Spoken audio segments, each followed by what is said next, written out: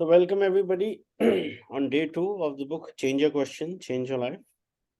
Since we had talked about yesterday that we will begin the book reading with a small invocation prayer. So wherever you are, just close your eyes, have your hands in the Namaste position and just invoke the Divine Being for its guidance, for its support, for its blessings, for its grace, for whatever is required for my best and highest interest. As part of this book reading, I am now allowing myself and becoming open to receive all that is for my best and highest interest. Thank you, thank you, thank you. So we have to start with, so we read one appreciation. We have 23 appreciations.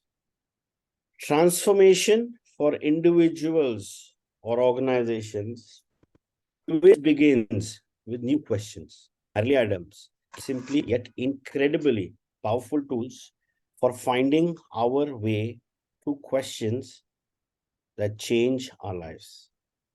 Myron Rogers, co-author of A Simpler Way.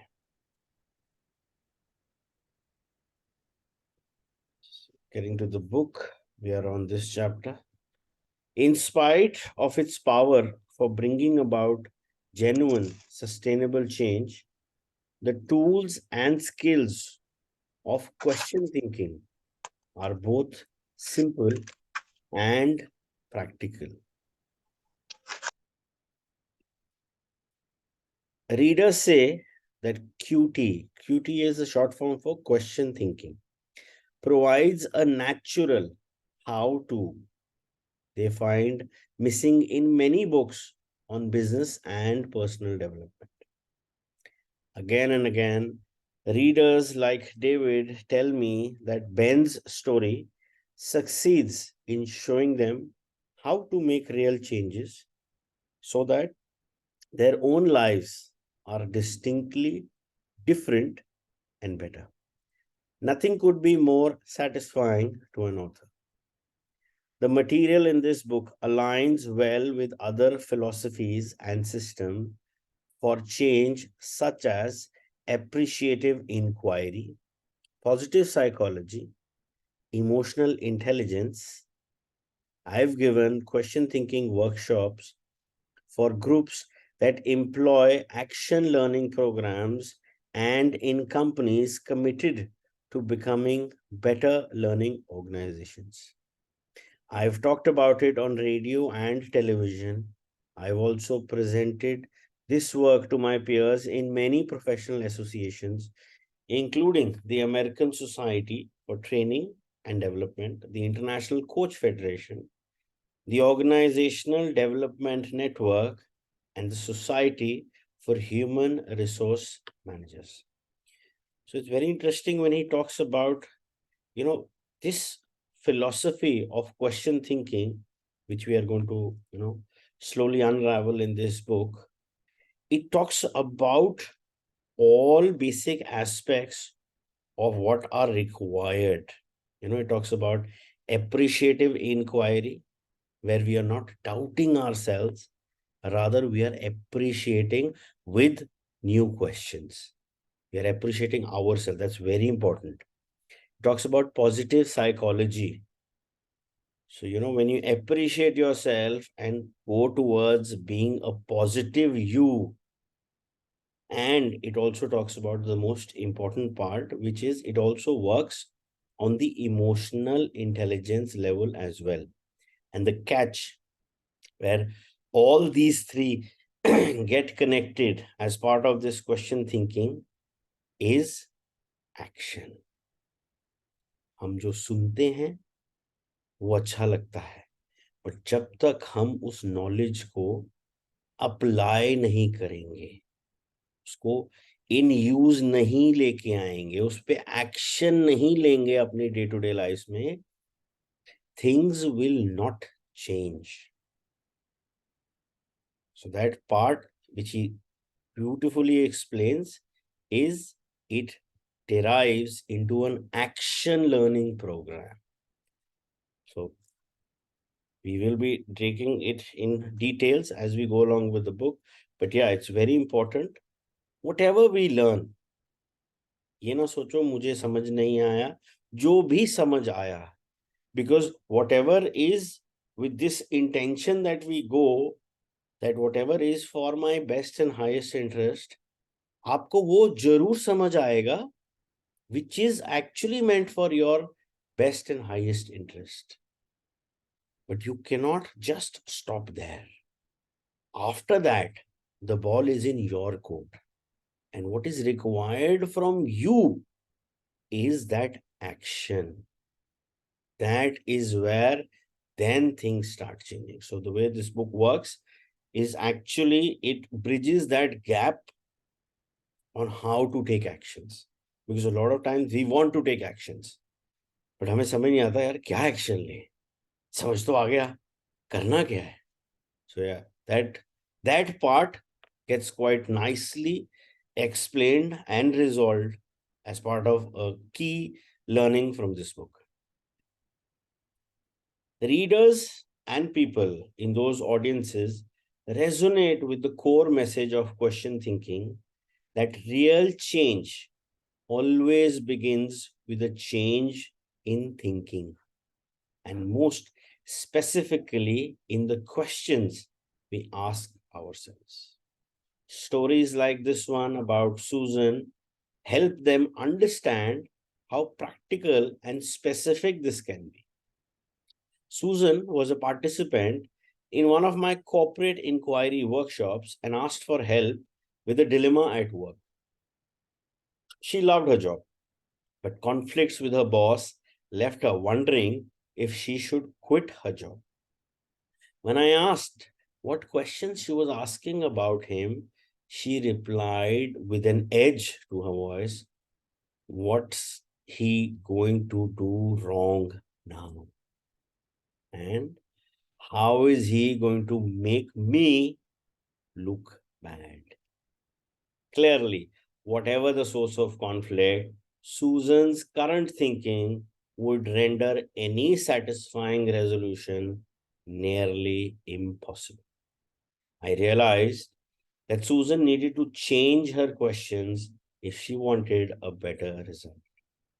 When I suggested a new one for her to ask herself, what can I do to make my boss look good? She looked completely startled. This question was clearly outside the mindset with which Susan had been viewing her boss. Even so, she agreed to give it a try. When I ran into Susan and her husband months later, she gave me a hug, smiled, and asked if I wanted to hear about the miracles that had occurred at work since we had talked. I kept my job and got a promotion and a raise, she reported proudly. But the most amazing thing is that my boss and I volunteered to work on a committee together, even though we used to avoid being in the same room, and it turned out great. Then Susan's husband commented that positive changes had not all been at work. Smiling at his wife, he explained, "My life is easier since Susan stopped complaining about her boss every night." While Change Your Question, Change Your Life is a business fable, its impact is much broader than the world of work. You will find, just as Ben and Susan did, that the same principles that are so successful in business situations can also help us greatly improve the relationships in our personal lives. So when we talk and discuss about this example of Susan, is with just that thought change of that question of what will my boss do now, or what is the bad now going to happen? What will my boss do now for me to look bad? And replacing that question, what is it that I can do so that my boss looks good? Absolutely game changer question, because what happens in this now, where is it that the impact comes? So from being a victim in the situation, you're manifesting कि अब boss क्या बुरा करेगा और मेरे को कैसे नीचा दिखाएगा. So there is a victim mindset with which we are operating. So the questions are going to be situations which now, as a victim, I am thinking everything that is going to happen is going to, get bad to me. But when we make that shift in that question, which is outside the purview of the mindset at that particular point, in that particular situation, what is it that I can do so that it brings him good? You shift from a victim mindset to a responsible mindset. And now, rather than giving away the responsibility and becoming a victim, you have now taken the responsibility and becoming a winner in your situations in order to attract now what is for your best and highest interest. So just that shift where you start, at one point of time with your questions, you are negative, you are, in that victim mode of life, you immediately, with just a shift in that question, you become and take responsibility for all the good you want to create in your work relationships.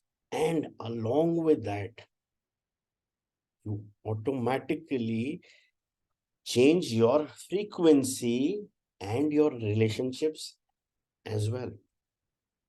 So now she's no more. Now Susan was no more going home and अपने boss की भड़ास अपने husband पर नहीं निकाल रही, because that issue is now, on that pace of resolution where she has now shifted from the victim mode to a responsible mode. Or in this book, as we will, later on read, from a judge's mindset to a learner's mindset. So that's going to come follow on. Ted, a senior engineer, attending an inquiry leading workshop at a Fortune 100 company, took seriously my assignment to practice switching from being judgmental to taking a creative learning attitude. The result: that night at dinner, he and his 16-year-old son had the best conversations in over a year. The next morning, Ted told us, "My son has an uncanny ability to push my buttons. And usually, my reaction is like what you call a judge hijacking. But last night was totally different. I didn't take the bait, didn't yell at him, and we didn't end up in a fight like we usually do." Ted looked quite pleased with himself as he mentioned that his son had smiled, rolled his eyes, and quipped, "What happened to you?" When my publisher asked me to write a second edition of Change Your Questions, Change Your Life, I saw it as a wonderful opportunity to add new material that my clients and workshop participants have found particularly helpful. Some chapters have new titles, and there are also some new chapters. We are all recovering judges. You can laugh at this truth, others do too. Learning teams and judger teams, and Q storming to the rescue. In addition, there are new tools in the question thinking tool section following Ben's story. In my first book, The Art of Question, I wrote that questions are like treasures hidden in broad daylight. My goal with Change Your Question, Change Your Life is to provide an easy to follow map so you can quickly find that treasure and make it your own. I also use storytelling to make it possible for readers to experience what question thinking can bring to their lives. Questions open our minds, our eyes, and our hearts. With them, we learn, connect, and create. And with them, we create better futures, better results. I hope that Ben's story shows you in a practical way how a world of questions really can lead to those kinds of possibilities. And it's important to check reality here is that in life in general, it's with our questions and our constant search for a lot of things with questions in our mind has actually driven a lot into our own lives. May it be knowledge, may it be new experiences, new learnings, may it be new friends. So everything starts with a thought, but उस thought के साथ एक question जरूर होता, and that is where things start ticking. So if you are able to ask the appropriate questions, I'm not getting into right or wrong because there is nothing known as right or wrong. It's just a perception of the mind. But yes, there's always the possibility of asking the appropriate question without judgment, whether it's a good question or a bad question. Question is a question, no matter what. There can never be a good question or a bad question. It is just a question. So always have that intention of asking the appropriate question. So what we're going to be learning in this book is asking the appropriate questions. And always have this very, very clear that questions are never good and questions are never bad. Because question is always a question and it will remain a question till the time it's not accompanied with its best partner. That's the answer.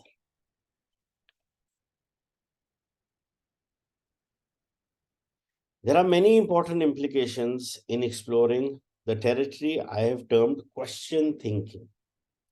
For example, imagine the difference these perspectives and tools could make in education, in parenting, and in healthcare. We might even wonder what might taking a question thinking perspective make possible for us as human beings who yearn to create positive futures for ourselves as individuals, families, organizations, and our world. I have a vision of workplaces and a society of individuals, families, institutions, and communities that are vibrant with the spirit of inquiry. Our orientation would shift from one of fixed opinions and easy answers to one of curiosity and thoughtful questions. This is the path that lights the way for open-minded and successful collaboration, for exploration, discovery, and innovation, and for the real possibilities of a desirable future for us all. Now, it's time to meet Ben and discover along with him how changing your questions really can change your life. So now we will be getting into the detailed story part, the drama part of what happened with this person who is being discussed here. The character's name is Ben. What happened with him, how, he started working with the help of a professional trainer on, training the mind to ask the right appropriate questions by actually making a shift in the way he was thinking towards a totally opposite mindset where he is now more open to learn, more open to receive. So chapter 1, guys, moment of truth. A rosewood paperweight on my desk bears a sterling silver plate declaring, great results begin with great questions.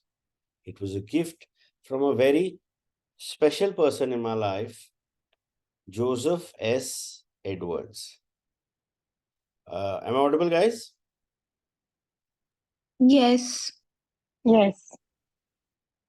Saurabh, I think you need to check your connection.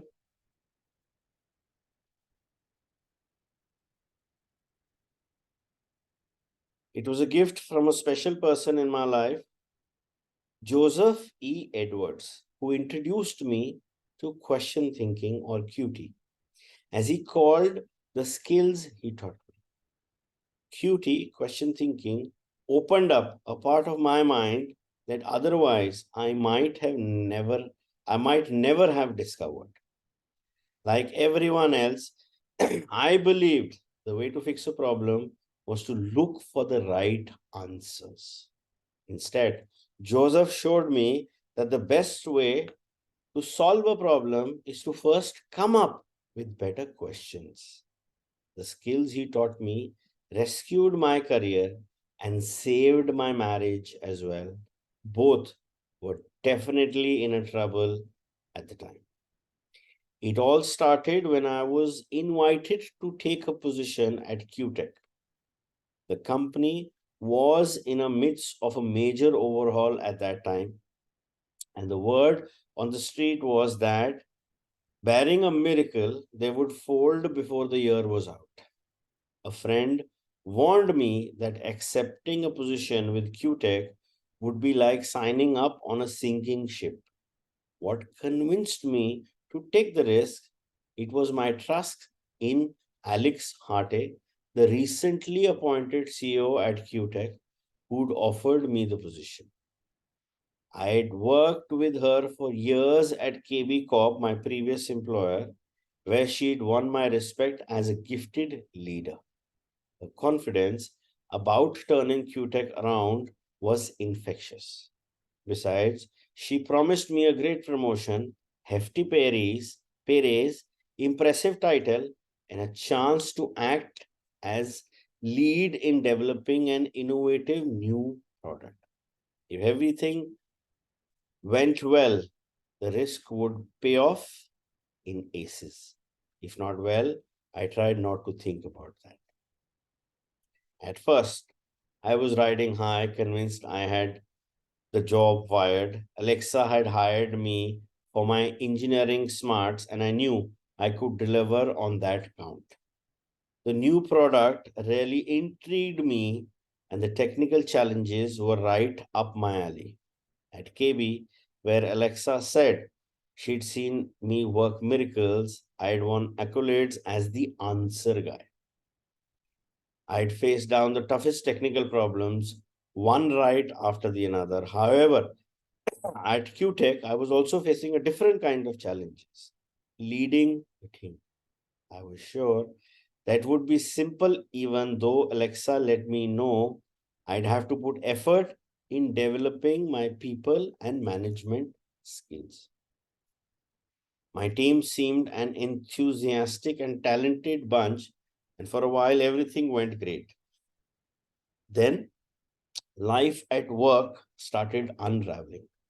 It was as if suddenly a glaring spotlight was focused on my shortcomings. I didn't dare say it, but secretly I decided I had been stuck with a bunch of losers. To make matters worse, there was Charles. Before I came aboard at QTech, he'd been passed over for the job I have been offered. I could understand why he might resent me. And just as I expected, he was a real troublemaker from the word go, questioning everything I said and did. Things went from bad to worse. Our ship was sinking, and I couldn't figure out how to plug up the leaks. Team meetings were a farce, no discussions, no solutions, and nobody had to remind me that if we couldn't get our product to market before the competition, we would prove the naysayers right. Life was much better at home. Tension was growing. Life wasn't much better at home. Tension was growing with Grace, my wonderful wife of less than 8 months. She constantly asked me about what was going on at work. Finally, one day I just told her she was asking too many questions and she should keep her nose out of my business.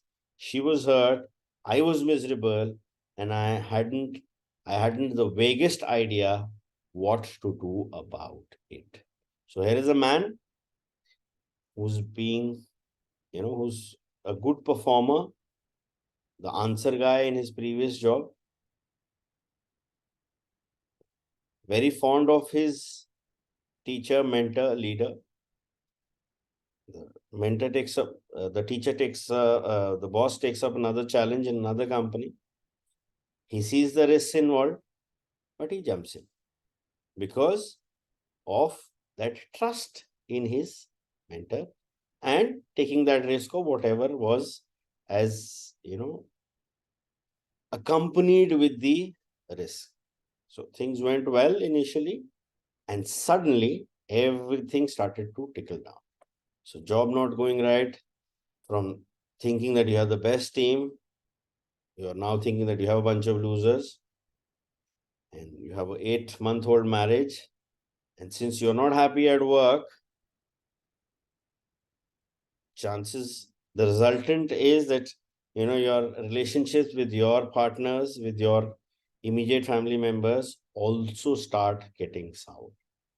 So this is a usual of nearly everybody present here. I mean, there has been a point of time in everybody's lives where things are not going great at work, and somehow you feel यार घर पे भी कुछ ठीक ठाक ही है, uh, things are not going right because now the focus of your mindset is with the question, why is everything happening to me? Why me? So that's the build up of what was happening with Ben.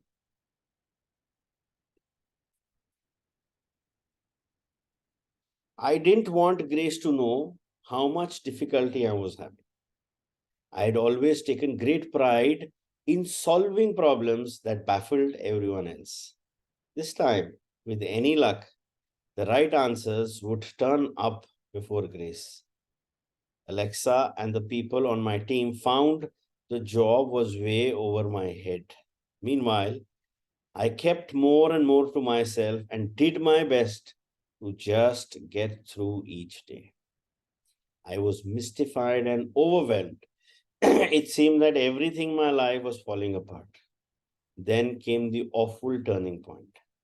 Grace and I had an argument in the morning, and only hours later, there was a major crisis at work. Nobody said it, but I could see it in their eyes. We were cooked, and it was my moment of truth. I needed to be alone and face facts. I called Grace and left a message that I'd be putting in an all nighter to finish an important report. Then I spent the whole night in my office, staring at the walls, still searching desperately for the right answers and reliving the most disastrous weeks of my life. I told myself I had to face the truth. I had failed. Just after 6 that morning, I went out for coffee and then started drafting my resignation. I finished 3 hours later, called Alexa, and made arrangements to see her immediately. The walk to Alexa's suite was less than 100 yards. That morning, it felt like 100. When I got to the big double doors of her office, I stopped and took a deep breath to regain my composure. I stood there for some long moments, working up with the nerve to knock. Just as I was raising my arm, I heard a voice behind me. Ben, Knight, you are here. Good, good. It was Alexa. There was no mistaking that voice, always cheerful, exuding a sense of optimism even when things were going badly. An attractive, athletic looking woman in her early 50s, she radiated confidence. I told Grace that I had never met quite anyone quite like Alexa. She approached her responsibilities at QTech with boundless enthusiasm. It wasn't that she didn't take her job seriously, she did that in spades, but she did it with such pleasure and self assurance that she made it look easy. At that moment, her mere presence made me acutely aware of my own deficiencies.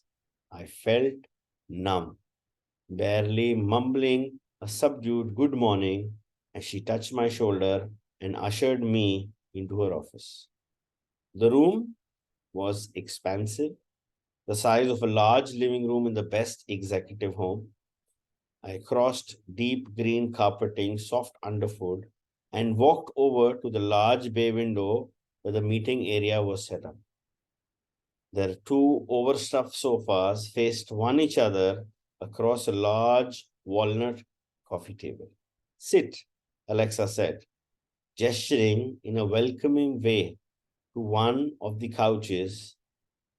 Betty said your lights were on when she left her office at 7:30 last night, and you were here when she came in early this morning. She sat down across from me on the other couch. I presume that's for me? Alexa asked, pointing to the green folder containing my resignation that I had placed on the coffee table. I nodded, waiting for her to pick it up. Instead, she leaned back, looking as if she had all the time in the world. Tell me what's going on with you, she said. I pointed to the green folder. It's my resignation. I'm sorry, Alexa. The next sound I heard stopped me cold. It was not a gasp, not a word of reproach, but laughter. It was not cruel laughter either. What had I missed? I didn't understand. How could Alexa still sound sympathetic in the face of all I had screwed up? Ben, she said, you're not going to quit on me. She slid the folder in my direction. Take this back. I know more about your situation than you realize. I have wanted to give me, I have wanted you to give me at least 6 more weeks. But for that period of time, you've got to commit to making changes. Are you sure about this? I asked, dumbfounded. Let me answer you this way, she continued. Many years ago, I was in a situation similar to yours. I had to face facts. If I wanted to be successful, I had need to make some fundamental changes. It was pretty desperate. A man by the name of Joseph sat me down and asked some straightforward questions, simple ones on the surface. But those questions opened doors I never even knew existed. He asked, are you willing to take responsibility for your mistakes and for the attitudes and actions that lead to them? Then he said, are you willing, however, begrudging to forgive yourself and even laugh at yourself? And finally, will you look for value in your experiences, especially the most difficult ones? Bottom line, are you willing to learn from what happened and make changes accordingly? That starts, makes the, paves the way for what is now in store for the readers. Is that, Ben as a character has actually decided to quit. Because he's in that moment of truth where he has decided that I have failed, I have goofed up, और मैं ही आगे नहीं और कर सकता हूँ. It is better that I quit. But on the other side, the boss was so encouraging that she actually asked him to give another 6 weeks in order that he commits that he's going to change himself. And she refers to a point in her own life where she was also faced with a similar situation. And there she met Joseph with the most astonishing, the most revealing, and the most thought-provoking questions. So as part of today, I would request everybody to take a notepad and write these answers in your notepad. You can type it out on your computer, you can type it out on your phone, wherever. I will be sending the questions again in the group. But yeah, this is part of today's homework, where I want you to sit and ask, are you willing to take responsibility for your mistakes? Because that question is very important for you to actually sit down and ponder upon.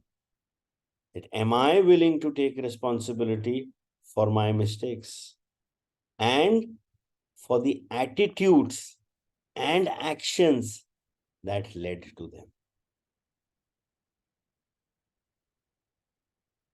Second question you need to ask yourself today, are you willing to forgive yourself and even laugh at yourself? Because what turns out is that we are our own worst critic. मतलब हम अपने आप को life में दुनिया के comparison से सबसे ज्यादा गालियां देते हैं. We are our worst critic. And that is a reality for a lot of people. Majority of the people. So you need to ask yourself this question. Are you willing now to forgive yourself and even laugh at yourself for all that you've done? And question number 3, are you willing to look for value in your experiences, especially your difficult ones? Are you willing now to learn from what happened and make those changes accordingly? So I would request everybody to just take out 5 to 10 minutes with these questions and think. If it means that you have to go back and think about those situations for which you now need to take responsibility, those mistakes of the past. For the purpose of this exercise, it's okay to go back into that space and check. Are you now willing to take that responsibility for that mistake which you had did? And ask yourself a most important question. Are you willing to forgive yourself? Are you willing to forgive yourself and even laugh at yourself? And bottom line, third question, are you willing to learn from what happened and make those changes accordingly? So it's very important for today that we think about these 3 questions and go back, relive those moments, and answer these questions. You want to write it down, you can write it down. You want to type it out, you can type it out. You want to share in the group, you can. You do not want to share your experience, absolutely personal choice. But I really request everybody, this is important. Because if we do not take the actions that are required, and this is just another book which will come in your space and go from your space. If you want to work for that change in your own life, for with which you came into this book with that intention of yours, to change yourself, to not let your mind take over, to get out of, that gut, whatever was your intention, you need to ask, these 3 questions in a quiet space where you will not be disturbed. If possible, do keep your mobiles on silent, not even vibrational mode, and give yourself that gift of 5 to 10 minutes to answer these 3 questions. And that's part of today's homework, so that you are able to actually check on yourself. Where exactly are you at this point of life? And are you willing to make that changes? And are you willing to take action to get your life for your best and highest interest? So that action is definitely from your end. She went on to tell me how Joseph's work changed not only her life, but her husband Stan's as well. Stan has tripled his income in the past few years. He attributes the success he and his company enjoy today to what Joseph taught him. Joseph would tell you about all about it. He loves to tell stories, especially ones about how people's lives were changed by changing their questions. I must have looked perplexed because she added, "Don't worry about what I mean by question that change people's life. You learn about that soon enough." She paused. Then, in carefully measured words, he said, "I want you to work with my friend Joseph starting immediately. I'm sure he'll want to meet you with a number of times. Figure out the schedule with him. This is top priority now." What is he, a therapist? The idea of seeing a shrink made me nervous. Alexa smiled. No, he's an executive coach. I call him an inquiring coach. Inquiring coach? If I knew anything at all, it was all that I needed answers, not more questions. What good could more questions possibly be to me? So we leave it here for the time being.